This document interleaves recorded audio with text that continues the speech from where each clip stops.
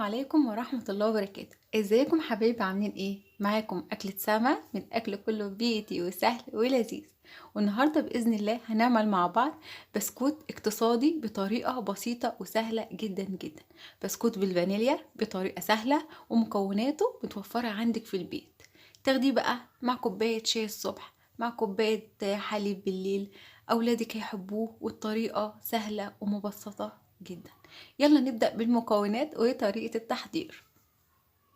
ومكوناتنا عبارة عن نص كيلو سمنة، 3 كوب وربع دقيق منخول، عليهم نص معلقة صغيرة ملح، ربع معلقة صغيرة بيكنج باودر، عندي معلقة صغيرة فانيليا، معلقتين كبار نشا، كوب الا ربع سكر باودر، وبيضة. مكوناتنا بسيطة ازاي ومتوفرة عندك. يلا نبدأ بطريقة التحضير. اول حاجه يا حبايبي هننزل بالسمنه في بوله وبالمضرب، وهنحاول ان احنا نضرب فيها لحد ما تفك معانا. لازم السمنه تكون متماسكه بالطريقه دي، احنا في الشتاء والسمنه متماسكه. لو في الصيف ممكن تدخليها التلاجة ربع ساعه لحد ما تتماسك. هنضربها بالمضرب لحد ما تفك معانا بالشكل ده. شايفين السمنه عندي لونها فتح ازاي وفك مع بعض ازاي. هنزل بقى بكوبايه الا ربع سكر، هنزل بالكوبايه الا ربع واضربهم مع بعض لحد ما لونهم يفتح خالص. وبعد ما ضربت السمنه والسكر مع بعض يا حبايبي هننزل بقى بالبيضه. بسم الله الرحمن الرحيم. والفانيليا، واخفق كمان مره لحد ما تختفي البيضه والفانيليا مع السكر والسمنه. بسم الله الرحمن الرحيم. وبعد ما خفقت كل المكونات مع بعض بالشكل ده بقى يا حبايبي، نيجي للبعد الخطوه اللي بعد كده. عندي الدقيق وعليه الملح وربع معلقه بيكنج باودر، وما نزودش عن ربع معلقه علشان احنا حاطين بيضه، فالبيضه برضو هترفع معانا وهتعمل هشاشه. هقلبهم مع بعض بالشكل ده، وهنزل بقى بالخليط واحده واحده، وهكمل ضرب او اعجن بايدي. تمام بالشكل ده. هلم العجين كده. بسم الله الرحمن الرحيم. اللهم صل وزد وبارك.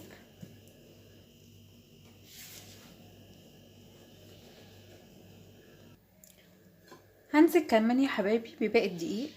بسم الله الرحمن الرحيم. وهلمه بقى بايدي. وكمان هنزل بمعلقتين النشا علشان البسكوت عندنا يبقى هش وما يبقاش مكتوم. وهقلب كل المكونات مع بعض. بسم الله الرحمن الرحيم.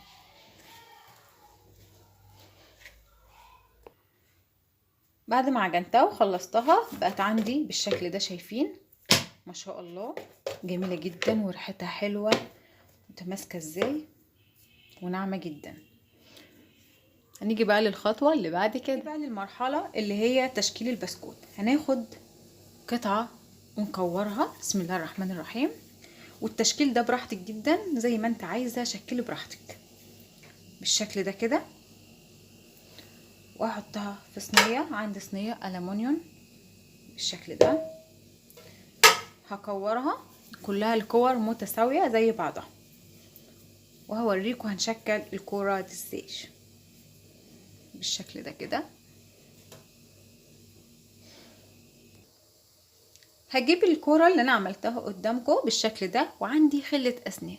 خله اسنان اهي، كلنا عندنا خله اسنان في البيت. هعمل كده. بسم الله الرحمن الرحيم. عاكس ومعكوس زي الزائد كده بالشكل ده.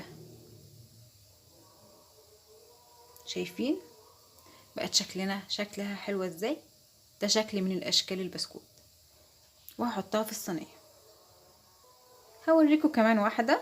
هنجيب الخله وننزل بالطريقه دي كده، مش للاخر، يا دوبك نعمل بس شكل في البسكوت. بقت عندنا كده الرسمه جاهزه. هوريكم كمان شكل تاني يا حبايبي. هاخد حته عجينه بالشكل ده وهلفها كده بالراحه زي ما اكننا بنعمل كفته كده بالشكل ده. شايفين الطريقه دي. وعندي هجيب الشوكه. هعمل بالشوكه كده شكل بالراحه، وهمشي عليها كده بالطريقه دي. بقت شكلها برضو حلو. انا بديكوا افكار وانتوا اعملوا اللي انتوا عايزينه. ده ابسط حاجه. لو عندك القطاعات ممكن تستخدميها، مفيش فيها اي مشكله. هكمل بقيه الكميه وارجع لكم. وبكده اكون خلصت البسكوت بتاعنا. ادخله في الفرن على درجه حراره 180 في الرف الاوسط لمده ما تقلش من ربع ساعه لتلت ساعه. وده البسكوت يا حبايبي بعد ما طلعته من الفرن. شايفين الجمال. ريحته جميلة جدا وطعمه خطير جدا جدا. البسكوتة دايبة ومستوية. شايفين ريحتها تجنن والطعم حكاية. بسكوت اقتصادي بطريقة بسيطة وسهلة جدا جدا. لو اول مرة تشوفيني ياريت تشتركي في القناة وتفعلي زر الجرس عشان يوصلك كل جديد من وصفات اكل السمك. كنتم في مطبخ اكل السمك، من اكل كله بيتي وسهل ولذيذ وعلى قد الايد. والسلام عليكم ورحمة الله وبركاته.